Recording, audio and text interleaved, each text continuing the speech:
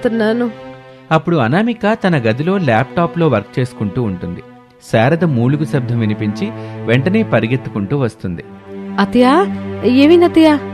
గుండె నొప్పుకుందమ్మా, ఊపిరానట్లేదు అనామేక. అనామిక కంగారు పడకుండా వెంటనే ఫోన్ తీసి అంబులెన్స్కి కాల్ చేస్తుంది. అత్తయ్య, భయపడకండి, నేనున్నాను కదా, ఇప్పుడే హాస్పిటల్కి వెళ్దాం. అలా అనుకుంటూనే అనామిక వెంటనే అవని గది తలుపు బాదుతుంది. అవని తలుపుతి, అత్తయ్యకి సీరియస్గా ఉంది. అవని లోపల నుంచి విసుగ్గా, అక్క, అంత సీన్ ఏం లేదులే, ఆ అత్తయ్యకి యాసిడిటీ అయి ఉంటది, సోడా తాగిస్తే తగ్గుతుంది. నా నిద్ర పాడు చేయకో. అవని, బయటికి రా ముందు. ఇది యాసిడిటీ కాదు, ఆమెకి చెమటలు కూడా పడుతున్నాయి, పల్స్ పడిపోతుంది. మనం వెంటనే హాస్పిటల్కి తీసుకెళ్ళాలి. నాకు హెల్ప్ చేయి. ఓ గాడ్, అర్ధరాత్రి హాస్పిటల్ అంటే నా వల్ల కాదక్క. నాకు బ్లడ్ అంటే భయం, హాస్పిటల్ వాసన కూడా పడదు. నువ్వే తీసుకెళ్ళు, నేను ఇంటి దగ్గర పిల్లల్ని చూసుకుంటాను. అత్తయ్య ప్రాణం పోయేలా ఉంటే నీకు సాకులు గుర్తొస్తున్నాయా? ఛీ, నీతో మాట్లాడే టైం నాకు లేదు.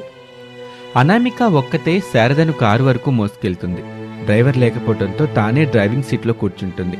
శారదను వెనక సీట్లో పడుకోబెడుతుంది. అత్తయ్య, ధైర్యంగా ఉండండి, 10 నిమిషాల్లో హాస్పిటల్